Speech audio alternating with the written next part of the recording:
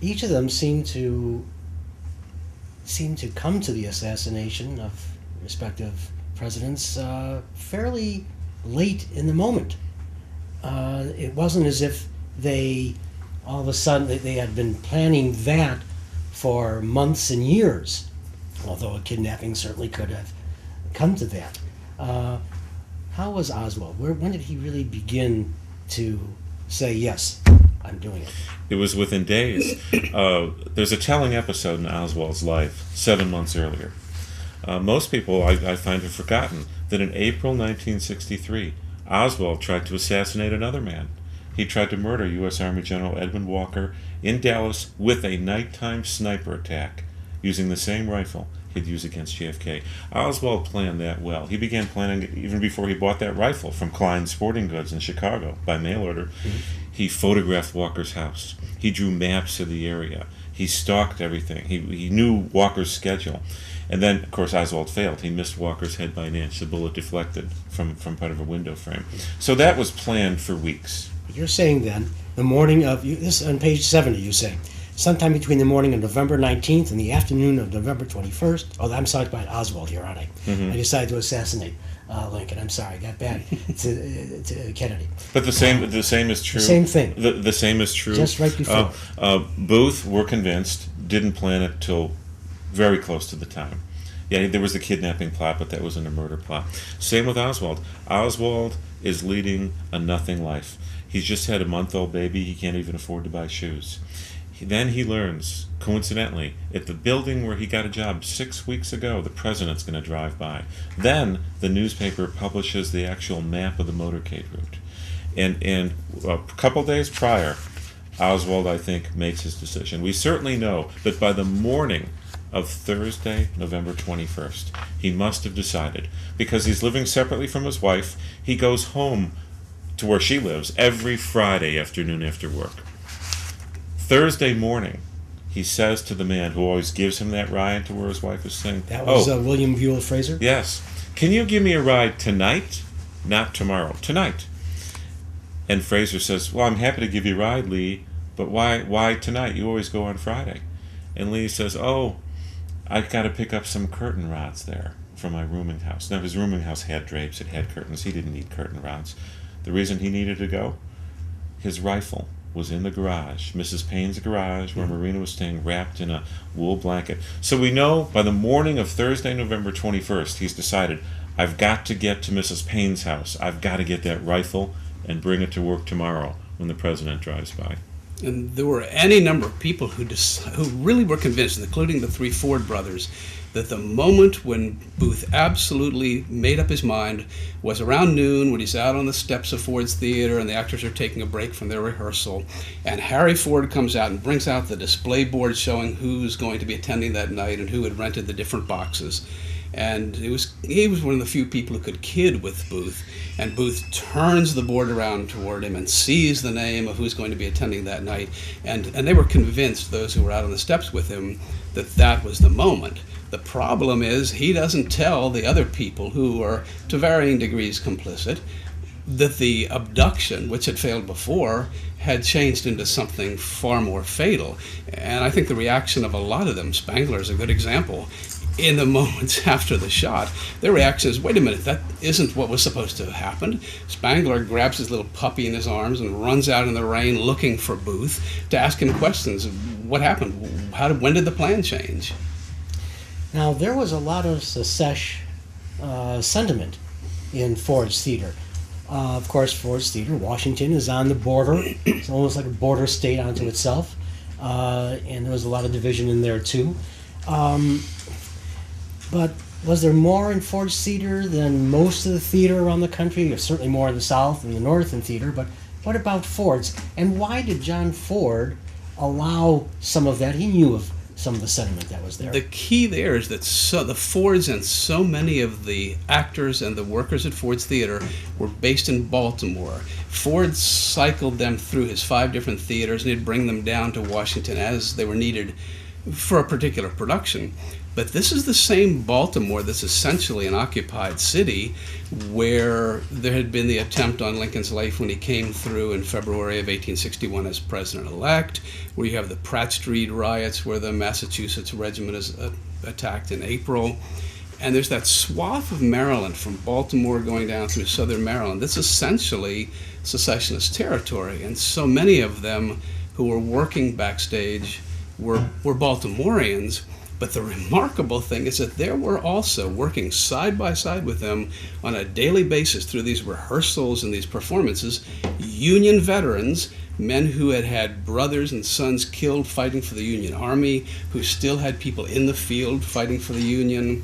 And the tension, the tinderbox that there must have been every day, hearing the remarks back and forth, just working backstage. But by and large, although I don't give any credence to Leonard Grover, Grover was the manager of what's now the National Theater, who was a serial self-aggrandizer, who kept saying that his was the loyal house and Ford's was the secessionist house. It was known then?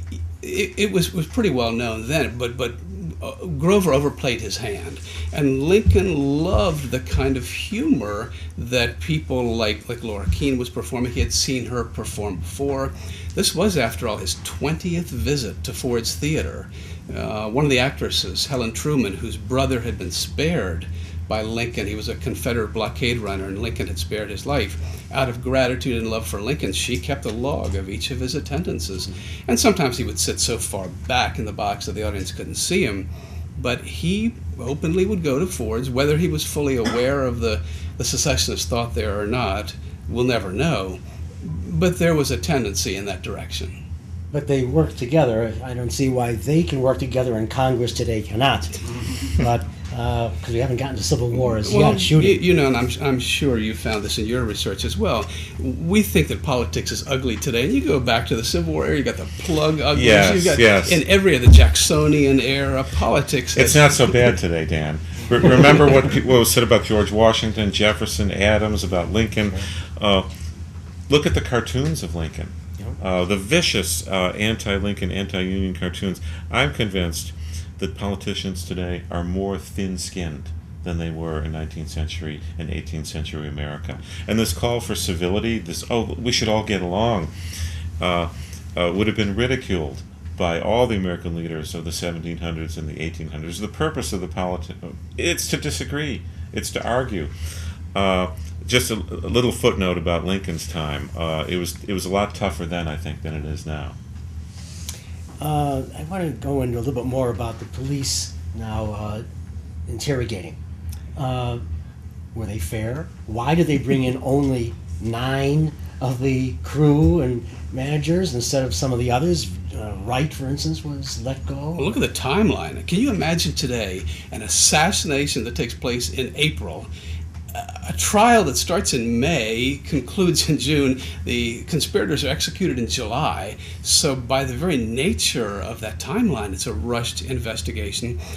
It's remarkable that they even knew to go boring in so quickly to the interrogation of people at Ford's. I'm convinced that Stanton, through Lafayette Baker, had spies backstage and knew something of what was going on, because, for one thing, the degree to which they held the Ford brothers and grilled them, pages and pages of interrogation. But in all of that, there were people who were missed. It was almost a Keystone Cops investigation. People like John Matthews and John McCullough and Ned Emerson, who clearly knew something, aren't questioned. They're not arrested. Well, Matthews was a friend of William Wood, who was the superintendent of Old Capitol. But here, John Matthews is the one that Booth trusted enough to give him the letter out on Pennsylvania Avenue, the manifesto justifying what he's going to do. Matthews gets back to his boarding house room, tears that open and reads it, and he's terrified, burns the pieces, and 3 years later has to recall that for the Johnson impeachment hearings. But here Matthews is so comfortable with Booth. A month before the assassination, John Matthews rents the very room in the Peterson house that Lincoln would later die in. Booth comes to visit him along with McCullough and Emerson, and they're lounging around in the room. Booth takes a nap, smokes a cigar on the very bed Lincoln would die on. So it's remarkable that not only were they not questioned, but the time they wasted on so many other people who were minor players or were complicit and were flipped. There are so many people like Lewis Carland and James Gifford and others backstage who, if not complicit, had set the tone backstage. And they suddenly, after a conversation with Baker and others, become witnesses for the prosecution and are released unconditionally.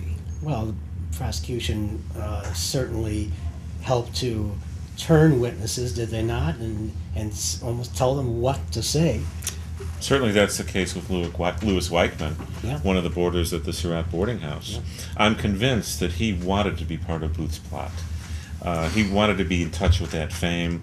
There's the question of what was Weichmann's interest in Anna Surratt, one of Mary Surratt's daughters.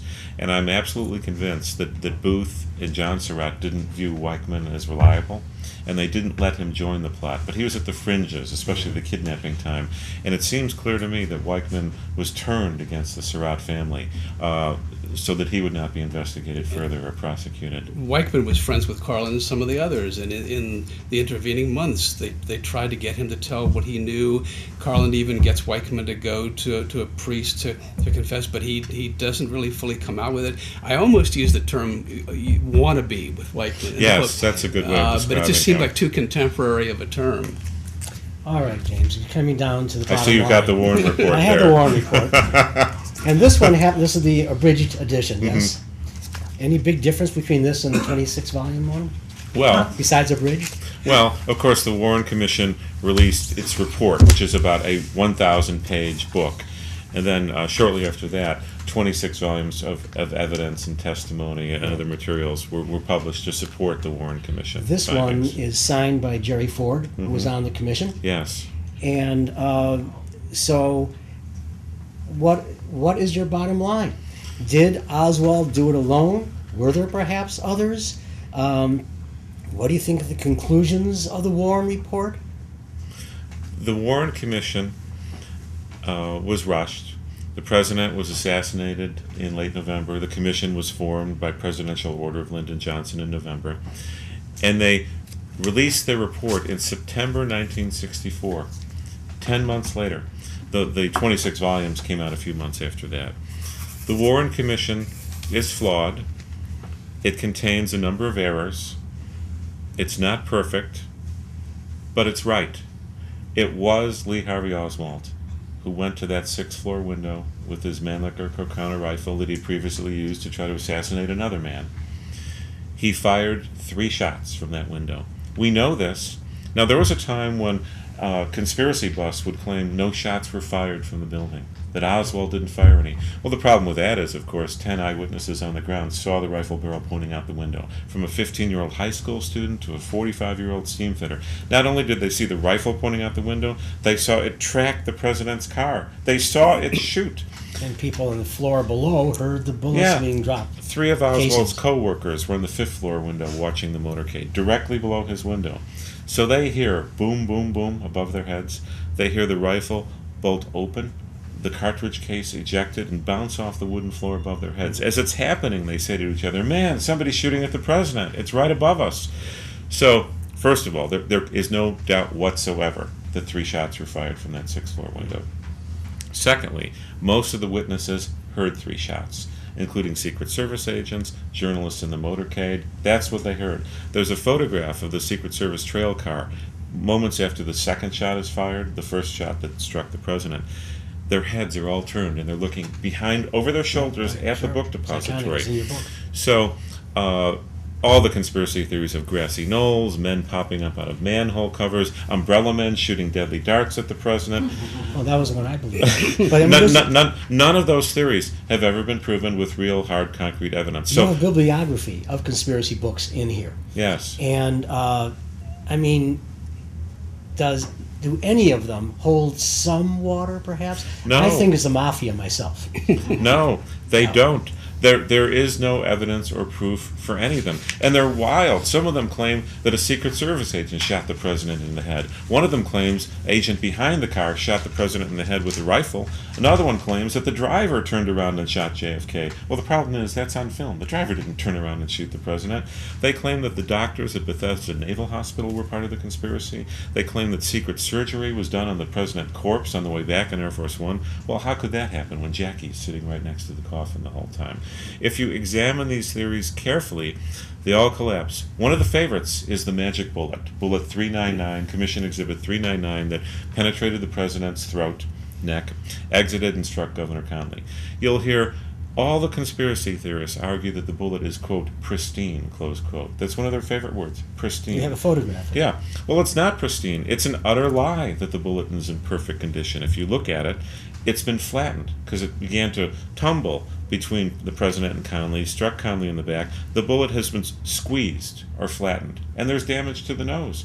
Some of the conspiracy theorists say, and the Oliver Stone movie does this, the bullet would have had to go sideways, backwards, tumble all around to hit both men. If you look at the position they're sitting in the car, Conley is in front and below the president and to the left. The wounds line up perfectly in a straight line that points right back to the book depository. Each conspiracy theory seems to have a fundamental weakness that proves the falsity of it.